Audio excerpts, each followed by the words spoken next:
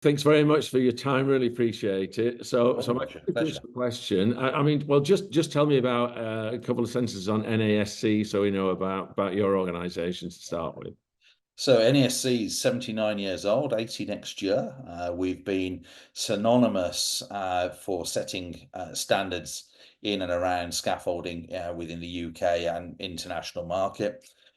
Very well known for our TG 2021 guidance, our SG4 guidance, which is all about improving safety and efficiency in the use of scaffolding and access systems.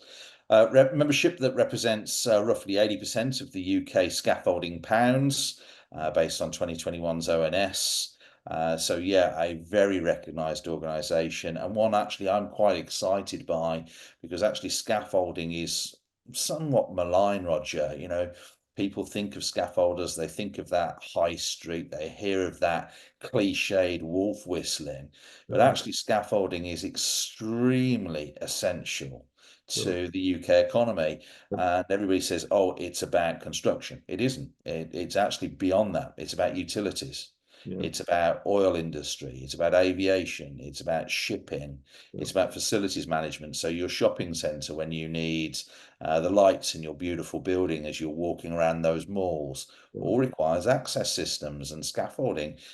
So again, think of scaffolding in a broader sense, and I'd encourage all of your listeners and viewers to think of us in that way. And it's the standards that we set, my organisation sets, and the members that deliver, that are respected by their clients. And that's what we do.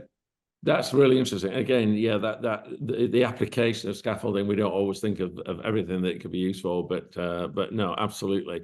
But we do see some pretty spectacular particular projects and sites, especially we travel down the motorway and see some of those by the side of the road. It's quite incredible. So how did you get into the seat that you're in then, Clive, in that kind of sense? What's that story? So NASC as a membership body is where I've worked for some 25 years. And membership organizations like gyms, like golf clubs, are a subtly different environment, partly because of the governance structure that they represent, the views of their members, their aspirations and expectations of the members, while also having to deal with the ecosystem that they're actually working within and the sector they're working within. And so for 25 years, I've worked in varying different sectors, but I've actually worked in one, and that has been the third sector, not-for-profit membership body sector. And so I'm regarded, and from plant and tool hire to construction to air ambulances, Right. I have worked in some very, very differing and very, very broad sectors. But the common thing is a organisation or individual paying a subscription to then receive a service. No, absolutely, and great career. I looked at it before we were chatting about it, and so let's follow on that theme in terms of membership organisations, because they, if we haven't run one, we've certainly probably been a member in a membership organisation, and it really is quite a different dynamic, and I think it's quite tough, isn't it, to ensure that you are providing the needs of all those disparate members happy. So give us a clue. What's some of the important things that you have learned through all this experience in terms of ensuring that you've got a happy and an efficient and successful membership organisation? I think the biggest thing is knowing what your members want and delivering it. I know that sounds like a really stupid thing to say, but knowing what the members want is the really critical thing. So actually doing regularly members' perception surveys, Right. actually dialing down, no disrespect to the governance structure. The governance structure is extremely important to ensure the executive is delivering what the membership wants.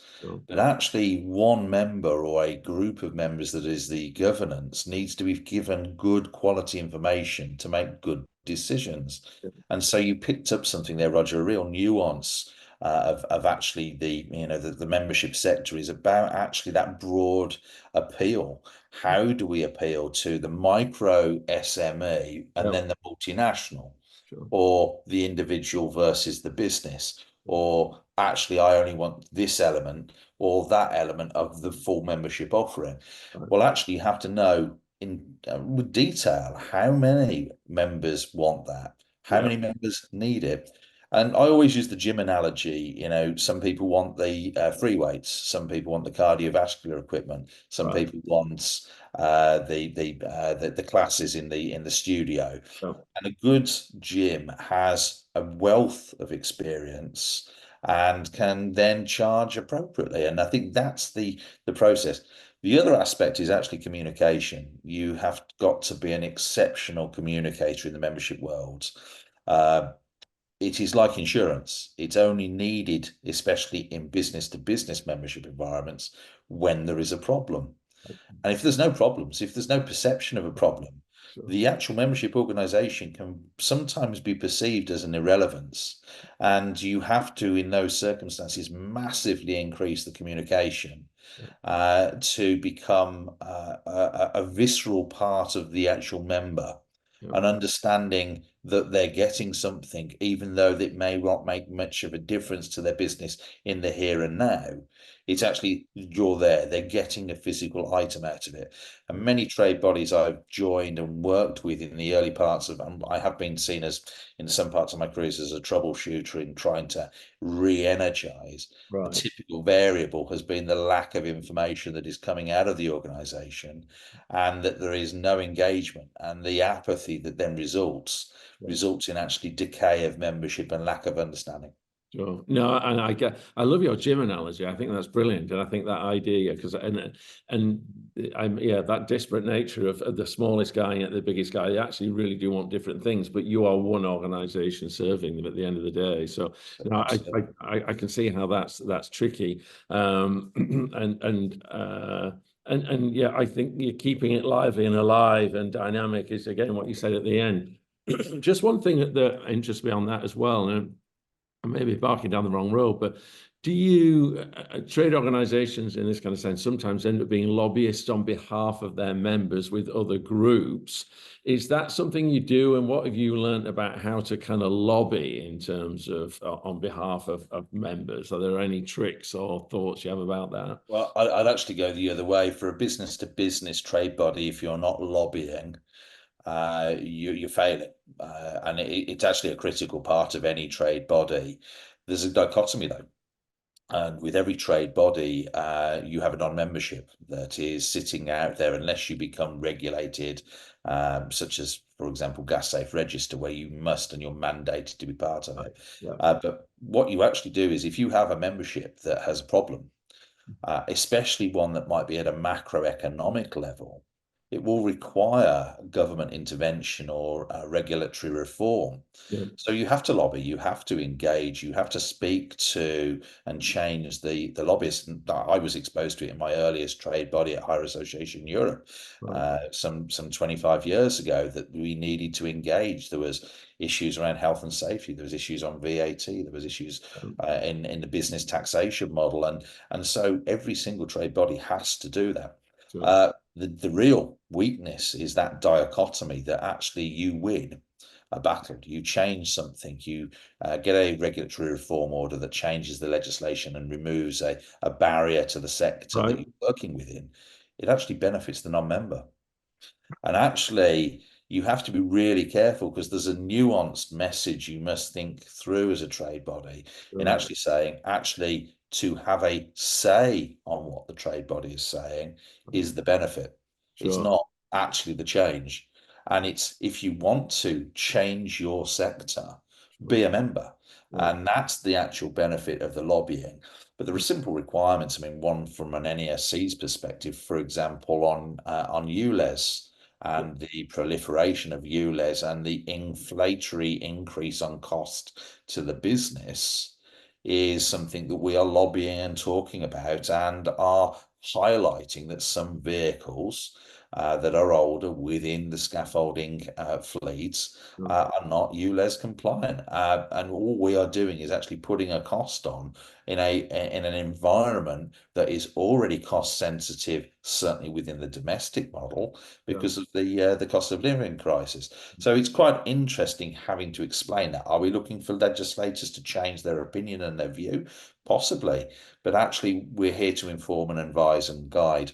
Right. I think there was one other to answer your question about how did I get into lobbying or being part of lobbying, and I'm quite proud that actually for the last few trade bodies I've worked within, I've been involved with the highest levels of government, including the Prime Minister. So yes, I met Wow. Boris Johnson, Yeah. Theresa May, even the Chancellor just that left office after a general election. And there's one common thing, even at the highest level or the lowest level, is not to be sitting there as a trade body bleating. You Right. cannot just go, I've got a problem, fix it for me, government. Oh, sure. You've actually got to go, actually, government, the VAT issue on charities is really crippling. But if you made some small changes to Section 28C of the VAT Act, by just changing two words, you could have this massive impact and improvement. Oh, wow. Please, can you make that change? And that's the one thing I would say to your listeners.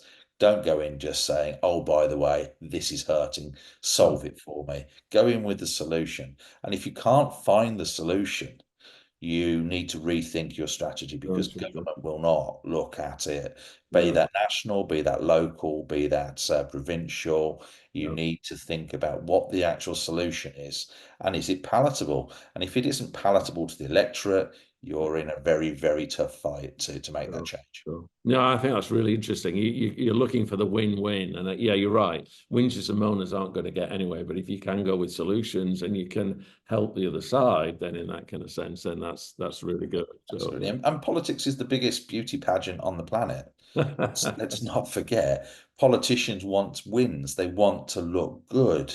yeah, If you cannot provide that, you're pushing against a door that's quite possibly very firmly locked. And no matter how much you can convince the civil service in the UK to it's a great idea, if the politician says no, this is not working, you're not going to get it through.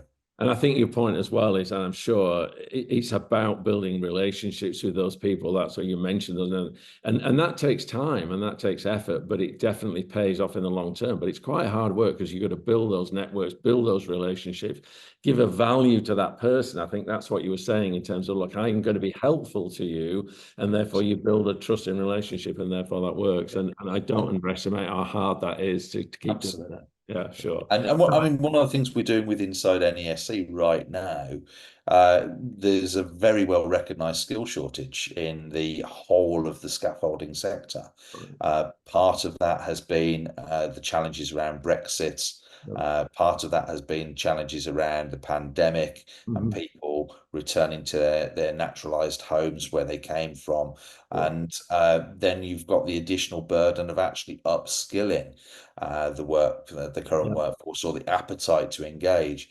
And scaffolding as a sector is highly rewarding. Yeah.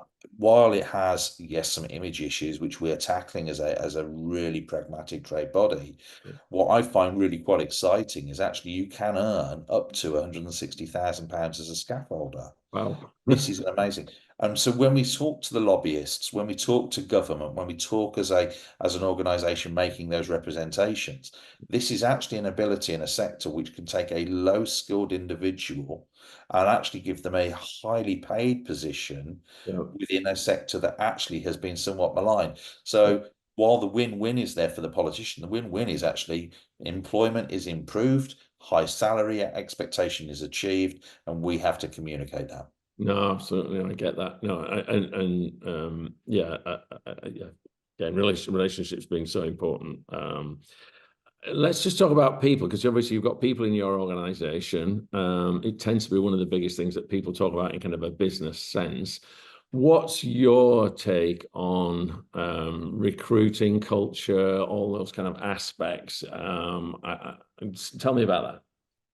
Well, I think with people, you're absolutely right. an organization is not built on one person. And a very dear chairman of mine said to me many moons ago, Clive, go marching ahead as fast as you like, but inevitably on the battlefield, you'll be that lone soldier being picked off right at the front. And if the army is not behind you, marching forcefully forwards, I love you're it. never going to take the ground. Oh, And so it's absolutely about the people. It's absolutely about the people that you gather around and build. It's absolutely about three key things: about the values that those people of the organization that they see being absolutely instilled into those individuals, be those the current team or the new team as you build into. Secondly, is actually the aptitude of the individual. Are they wanting to do this? yeah. Are they, feeling that they're on the mission? And you can talk about Maslow and self-actualization and all of those sort of points, but the reality is, if you've got somebody who is feeling disillusioned, and they're not going to join you on that battlefield. No, So you've got to actually win that heart and mind.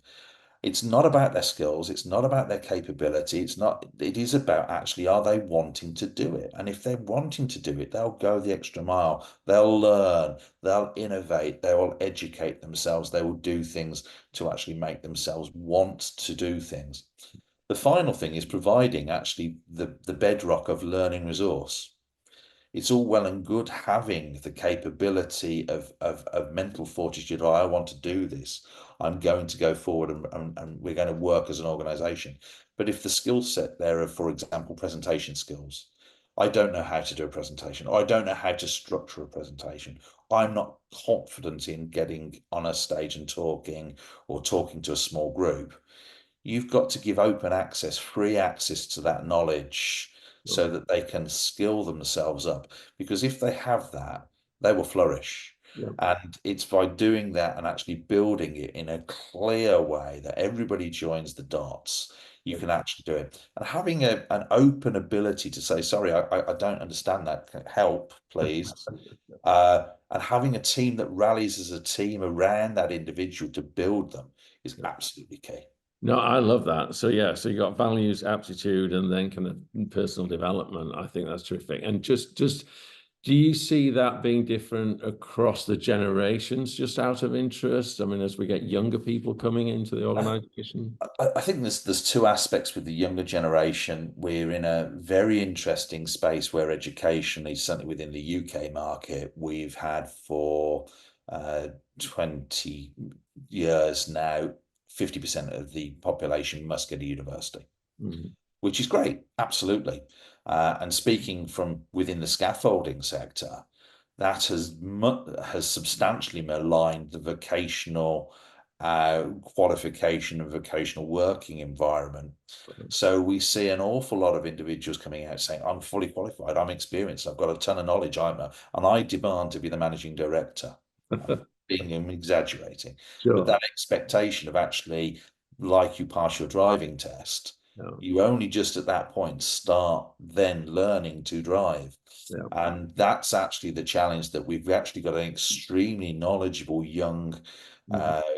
extremely capable, energized workforce, No, but a massively inexperienced one.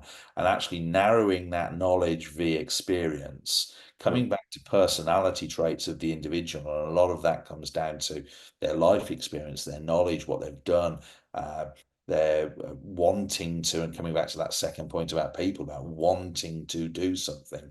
no, If the young person wants to do it, everything else fits into place. They will learn, they will be a sponge and absorb the knowledge, no, absorb the culture, absorb the working practices, absorb the processes. And it's then not about actually, well, their age or their demographic. And dare I say, we focus on the young, but actually, I look to the mature market and I see some amazing people. mhm. NASC currently employs two individuals who are past retirement age and No, are amazing. yeah. Their knowledge, their calmness, but Yeah. also the wealth of knowledge that they then bring to the younger people that are joining the organization is really, really quite helpful. So having that really good age spread is really helpful. Yeah. No, and yeah, generations do want different things, and those younger people, like you've hit the nail on the head.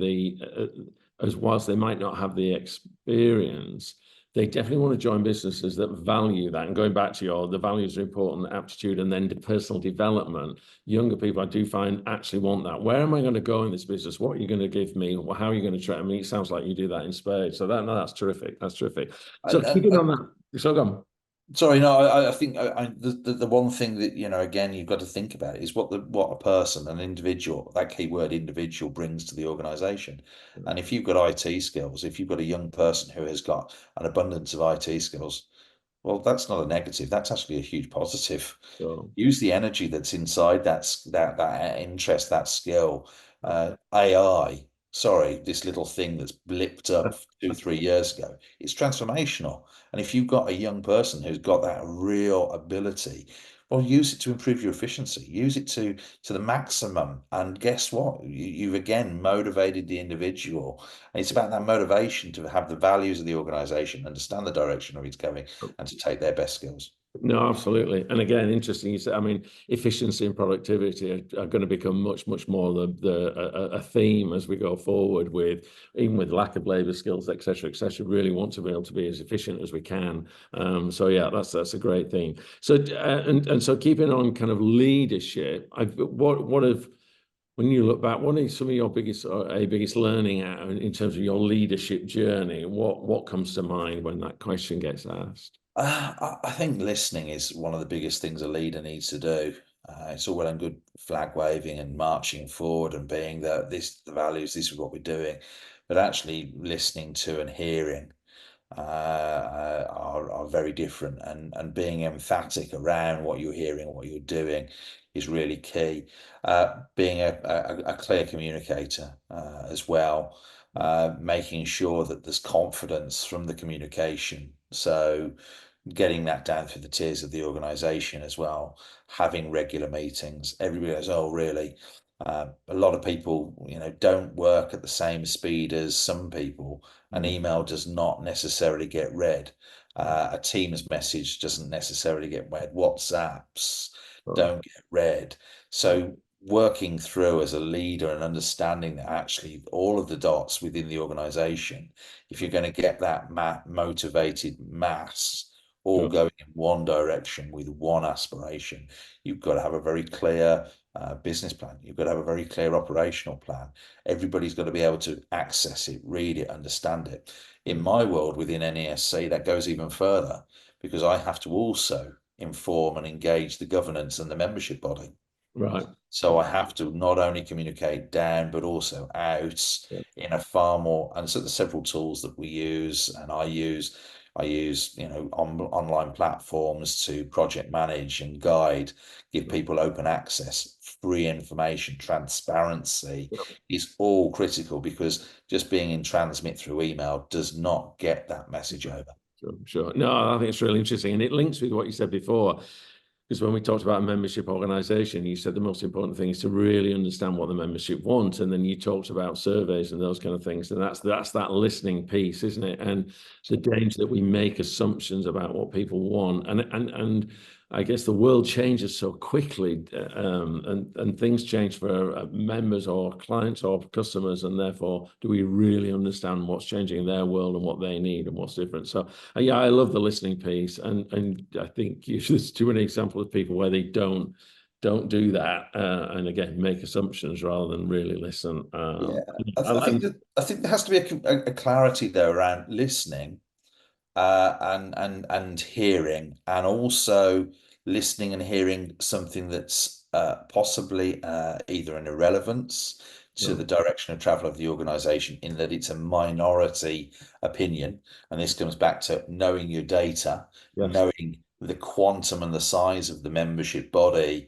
or your team, and how bigger the problem is in the greater scale, and making sure that as a leader yeah, you're being emphatic and supportive of what might be a minority, but also not applying hours of resource right, to Good point. support that, Sure. because actually from small fractures do bigger problems then occur, because if you're not listening to that one small fracture, if you're not listening to that one problem, you're not listening. And Sure. it becomes a dull toothache. And over a period of time, like any good dentist will tell you, look after your teeth, because it's going to come back and hurt at a later point. Absolutely. Sure, sure. No, I know, really valid point. No, excellent. Just final few questions. What about the future? Is there anything that comes in your mind in terms of the business future going forward? What are the things that you are conscious of that might be issues as you think about the next period of time within NASC? For NESC at the moment, I mean, there's some very exciting opportunities for the scaffolding and access sector. If you're looking at the government's ambitious house building projects, there's some macro issues around that, be it planning, be that capacity of the craft skills that are needed for the housing. The scaffolding and access sector will be pivotal Sure. in giving support to expedite and improve housing and the housing stock of the United Kingdom.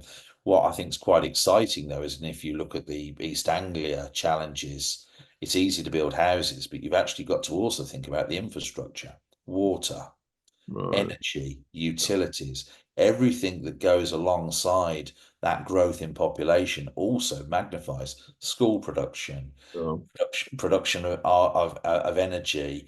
We have several members. NESC has several members working in the nuclear sector, Right. working in Hinkley Points, Yeah. Sellafield, etc., building capacity Yeah. into the electrical market. Roads, everything, all the infrastructure. So we don't focus just necessarily on the housing. It's actually the full ecosystem economy that actually builds.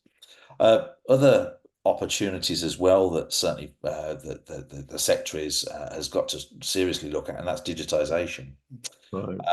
efficiency. And when we're seeing skill shortages, you've got two options. You can either just say, okay, I'm going to limit my business to the personnel that I can work within, or you look for innovation.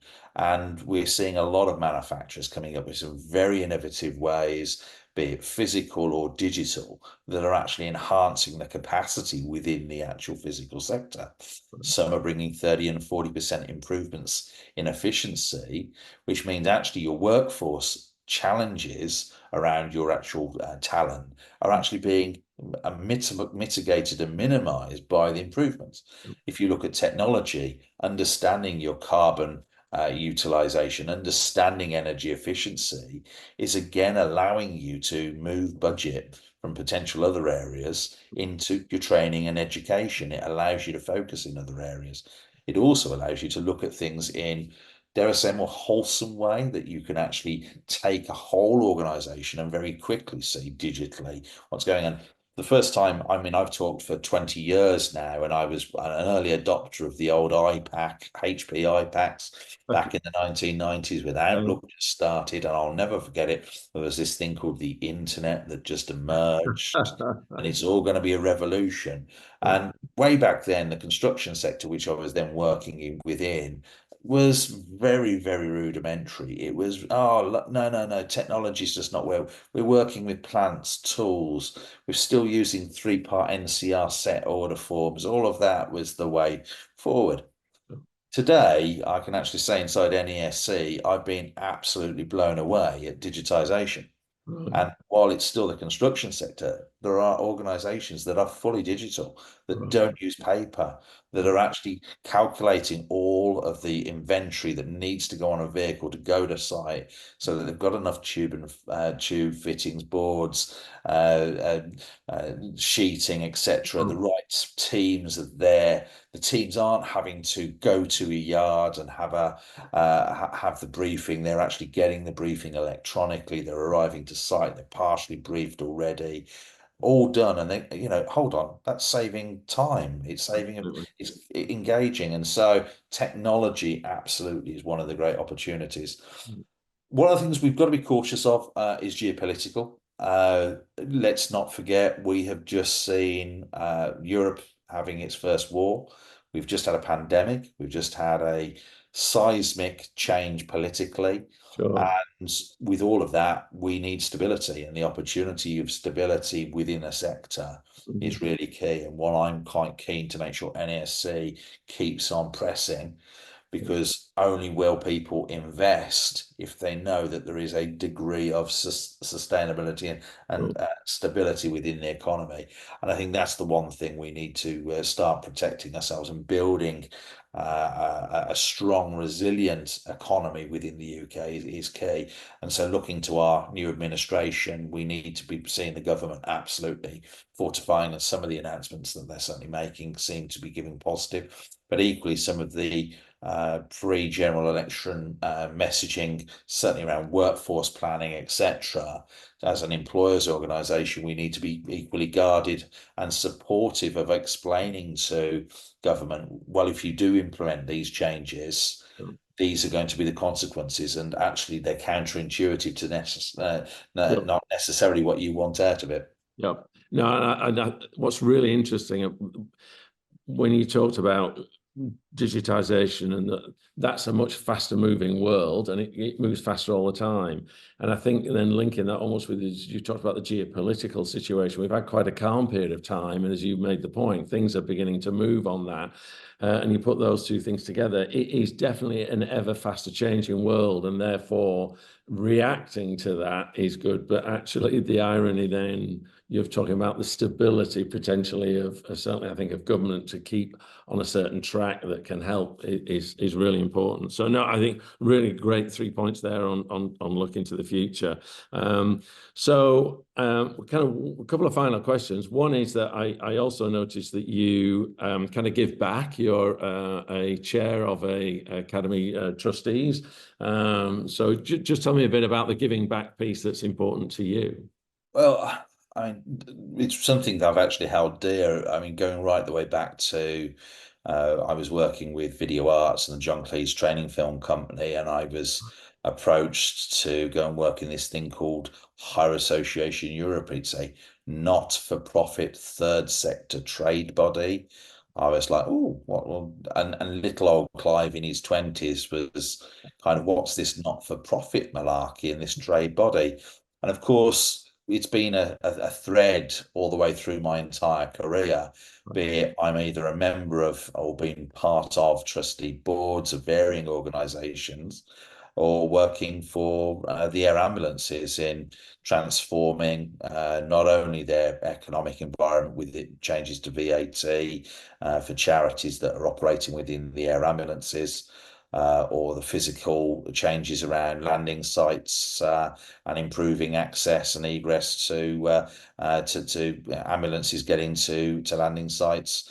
You know, these have all been things that either small light touch, small levers being pulled either in the trade body, or as me sitting on an organisation and knowing my experiences of governance and bringing in some of the commercial realities that can improve. I think it's a win-win, and why would you not? I mean, the social sector, the third sector, Mhm. is always somewhat maligned and misunderstood, and that word profit is absolutely essential. I mean, NASC gives back so much, but it can only give so much back because of actually the surpluses that the organisation fundamentally makes. And I'm very proud, you know, NASC's e-portal issued in June some 12,000 compliance sheets. Wow. Those compliance sheets that are guiding the scaffolding contractor Yeah. and also the client to say, this is a safe structure. Sure. You can use it up to these thresholds. It's been designed to that. That is saving life. That Yeah. is preventing scaffold collapses. We don't just do that for NASC members. The e-portal is accessed by over 70% non-members. Oh, wow. That's a Interesting. premium. That's a premium. I'll say that just to Sorry. quell my members who will be saying, Clive, you're giving it Good away job. again. No, but it's why. And why? Because NASC has a moral Right. obligation to improve and support the sector. And so, from my personal perspective, any of these organizations I get involved in, it's about giving back, and but also seeing the positive effects an organization can have, but through good leadership and good management. No, I get that. And looking at the wider view, and you're right. I mean, it's in the interests of your members that the sector is elevated, and therefore I can see why you're going to do that kind of thing. So no, okay. Right. Absolute final question, and that is just a quick one in terms of, is there anything that, or anybody that's inspired you? Is there anything in terms of things that you read or podcasts or other kind of things that, what comes to mind? It's interesting, and you know, there's two answers there, which bring two core values to me, and you know, I believe strongly in working hard. There is, and people will say to me, Clive, you work too hard, but I actually quite enjoy it. I enjoy making that difference. Oh, And if I didn't, I'd be letting myself down, and I find that really a challenge. The second is about efficiency, and my poor wife keeps on getting me going. Why are we touching this 3 times? Why we do what? And I look constantly into efficiency, and that has come from really two inspirations. Partly domestically through my family and my father inspired right. me about good work ethic and getting up and getting things done, and being almost relentless, tenacious, and driving forward. But also, I've had inspirational chairs, I've had inspirational management, and that's inspired me to try and be inspiring back. Right. I'd like to hope that. Be it my chairman within the air ambulances, or be it my managing director that I worked with Hire Association Europe, Sure. they gave me clear understanding about management structure, the way things worked. It's easy to go and read about Maslow, or easy to go and understand about the Boston marketing matrix, etc. But actually applying it and having mentors around you that can make it applicable and show tangibly the difference is really there. As to social media and stuff, I have actually said this in the last 2 weeks. I do wish we could go back to the 90s. I do wish we could get rid of social media. I think there's a lot of benefits in keeping in contact and engaging in many ways, but unfortunately, some of the things that social media does, I think it loses some of the negatives. So I'd love to say get inspired by these other areas, but actually call me a bit of a traditionalist. I think inspiration can be more about the people, the books you read, the way you get the quality of value in your life comes from those that are around you. And I think that's the big thing. I'd encourage any of your listeners to not necessarily go, oh, great, I'm watching the F1 podcast, and I'm blown away by Toto Wolff. Toto Wolff's brilliant, don't get me wrong, and yeah, but actually being next to Toto is how you get the inspiration, not getting it through social media. No, I think that's a really good point. And your point about, and it's hearing about your previous chairs, that because they've been through it before, I guess other people inspired them, but that passing down through experience and working with people on a one-to-one basis is a real value. And you're right, there's a limited amount. You can read the books, be academic, but there's a lot about real life experience, which is great. So Clive, thank you so much indeed. I've learned a lot about the NASC. I've learned a lot about you. You should be very proud of obviously what you're doing. You sound like you're really taking the organisation forward, and I'm sure you've got mostly happy members. I know you don't make everybody happy all of the time, but it sounds like you do a good job. Yeah, Roger, thank you for the time today. Look, it's great to meet you, and I'm really pleased. Yeah, NASC is moving forward. I think all of the organisations I've worked with, I'm merely the leader. It's the team. It's the teams inside that organisation that actually makes the difference and actually makes things actually happen. And like that analogy I said, there's no point being that lone soldier on the battlefield. You need the team to come with you. Absolutely. No, that's great, Clive. Thanks for your time. Really appreciate it, and all the best as you go Pleasure, Roger. those future. All right. Thank you very Thanks much. again. Cheers. Thanks, Roger. Bye-bye.